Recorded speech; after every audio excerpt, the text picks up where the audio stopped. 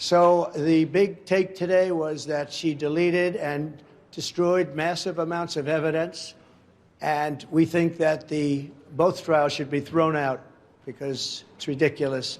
They should be thrown out, and I frankly am the one that suffered damages. I should be given money, given damages, and that's where that is. And with that being said, I'm heading out to New Hampshire. Thank you very much for being back here.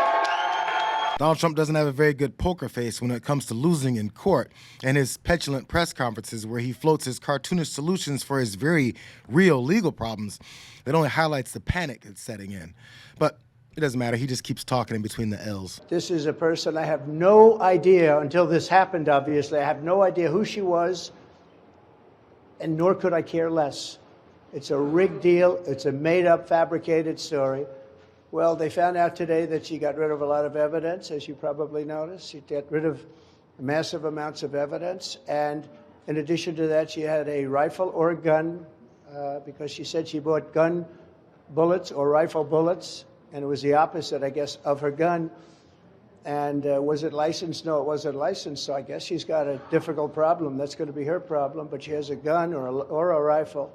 She didn't really explain which. She might have both, because she said she bought rifle bullets, and it's totally unlicensed.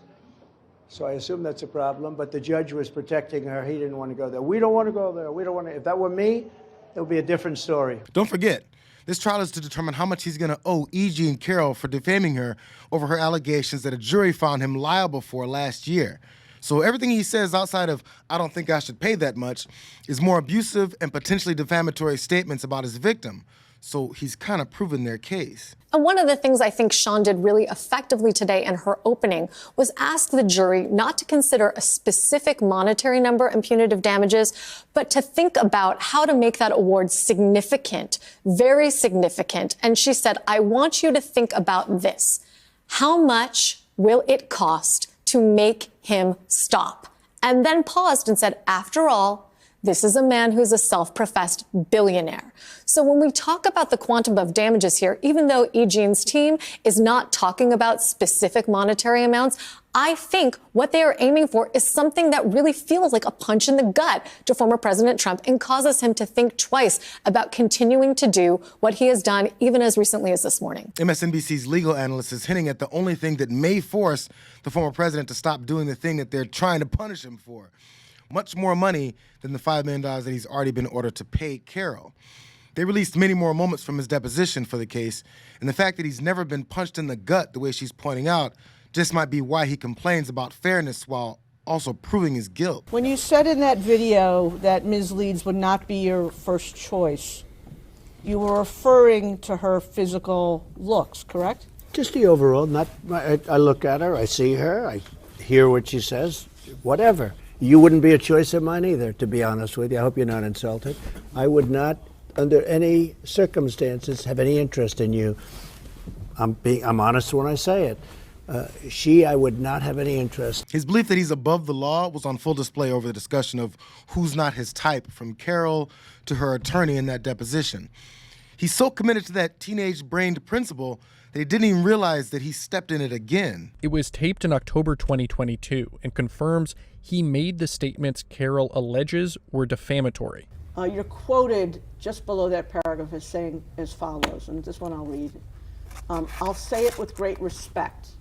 Number one, she's not my type. Number two, it never happened. It never happened, okay? And then the reporters say, the president said while seated behind the Resolute desk in the Oval Office. See that? Yes, I do. I take it, sir, that you stand by that statement today? Yes, I do.